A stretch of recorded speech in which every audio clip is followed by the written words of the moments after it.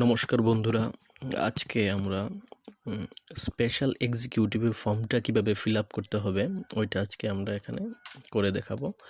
দেখো, প্রথমেই এদিকে paste you recent passport size photograph আছে, তোমার যে ফটো আছে রিসেন্ট যে ফটোটা আছে এখানে লাগাতে হবে। সেকেন্ডলি যা করতে হবে দেখো, এইটা আইডি নং, এইটাতে তোমরা হাত দেবে না, এইটা অফিস থেকে বাই অফিস মানে অফিসের তারা লিখবে এখানে। তারপর তোমার নাম লিখবে, name in fill in capital letter, অবশ্যই এখানে ক্যাপিটাল লেটারে তোমার নাম লিখবে। তারপরে 3 নম্বরে আছে দেখো জেন্ডার, এখানে তুমি মেল নাকি ফিমেল নাকি ট্রান্সজেন্ডার এটা এদিকে লিখবে। ডেট অফ বার্থ যা আছে, ডি দিয়ে ডে, এম দিয়ে মান্থ বোঝাচ্ছে, এই দুইটাতে ডেট মানে দিনটা লিখবে, মান্থটা লিখবে, এদিকে তোমার ইয়ারটা লিখবে। 5 নম্বরে আছে দেখো ফাদার্স নেম, এদিকে তোমরা তোমার বাবার নাম লিখবে। এদিকে মাদার্স নেম, তোমার মায়ের নাম লিখবে। এদিকে মোবাইল নাম্বার, তোমার যে মোবাইল নাম্বারটা এখন বর্তমানে আছে, যে সিমটা অ্যাক্টিভ আছে ওই নাম্বারটি দেবে, অবশ্যই ওই নাম্বারটা দেবে, ঠিক আছে। ইমেল আইডি, যদি তোমার ইমেল আইডি থাকে, যদি তোমার কাছে কোনো ইমেল আইডি থাকে তাহলে দিয়ে দেবে, না দিলেও কোনো প্রবলেম হবে না। তারপর দেখো আছে তোমার প্রেজেন্ট অ্যাড্রেস, তোমার প্রেজেন্ট অ্যাড্রেস যা আছে এই জায়গায় ফিল করবে প্রেজেন্ট অ্যাড্রেস। তারপর বি আছে দেখো পার্মানেন্ট অ্যাড্রেস, এখন তুমি যদি কোনো জায়গায় ভাড়া থাকো তাহলে ওই জায়গার অ্যাড্রেস দেবে।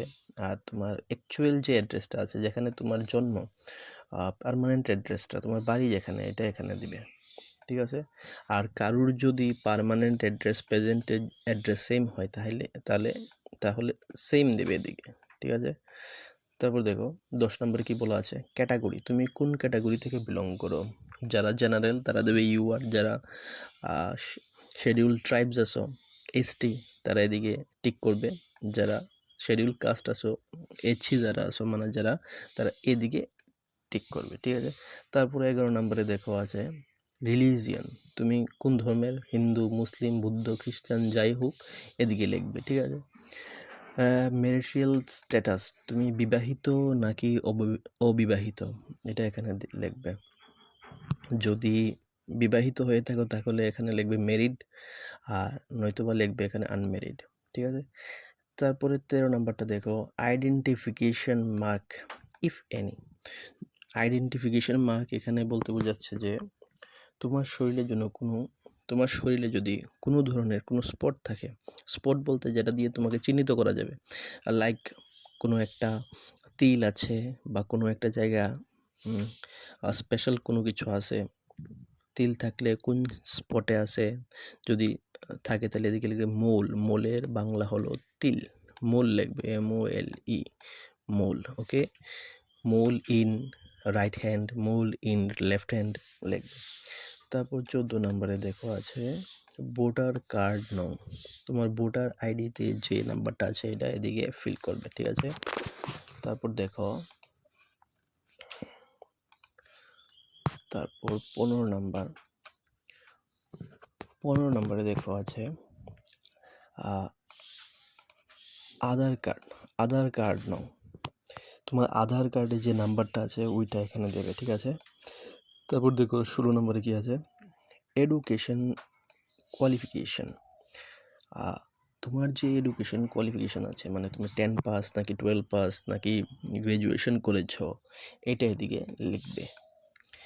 তাছাড়াও বলা হয়েছে please attach xerox copies of certificates, এখন তুমি যদি দিয়ে থাকো যে তুমি 12 পাস, ধরো তুমি কি 12 পাস হলে তোমার 12 পাসের যত মার্কশিট আছে, অ্যাডমিট আছে, ওইগুলি তোমার অ্যাটাচ ফটোকপি করে দিতে হবে, জেরক্স কপি করে তোমার এই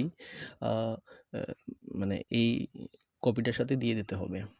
তারপর দেখো 17 number extra curricular activities and other skills such as NCC, scouts, NCC civil, defence, sports, যদি তুমি অন্য কোনো কারিকুলার অ্যাক্টিভিটির সাথে যদি জড়িত থাকো, যেমন অনেকে এনসিসি করে, অনেকে সিভিল ডিফেন্সে পার্টিসিপেট করে, স্পোর্টসে অনেকে পার্টিসিপেট করে, যদি থাকে তাহলে এদিকে অবশ্যই লিখবে।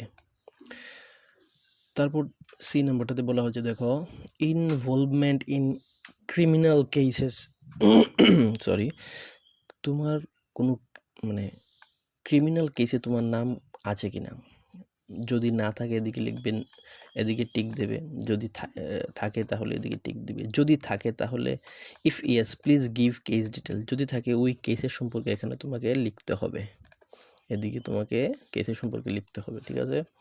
তারপর দেখো ডিক্লারেশন যেটা আছে,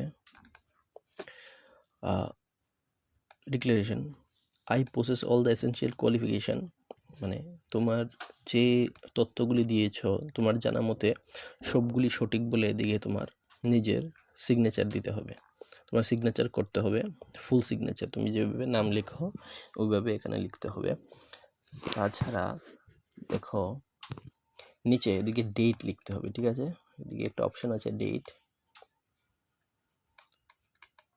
ফর্মটাতে একটা অপশন থাকবে ডেট, ডেটের মধ্যে তুমি তোমার যেদিন জমা দেবে ওই দিনের ডেটটা লিখবে এদিকে। আর নিচে একটা অপশন আছে প্লেস, মানে স্থান, তুমি কোথায় থাকো ওই জায়গাটার নাম লিখবে। কেউ যদি আগরতলা থাকে তাহলে আগরতলা, বিশালগড় থাকলে বিশালগড়, অমরপুর থাকলে অমরপুর। বাস, খুবই ভালো অপরচুনিটি, সবাই অ্যাপ্লাই করো, কারণ কি এখন গভর্নমেন্ট জবের খুবই ক্রাইসিস। থ্যাংক ইউ, যদি ভালো লাগে তাহলে অবশ্যই সাবস্ক্রাইব করবে, লাইক করবে।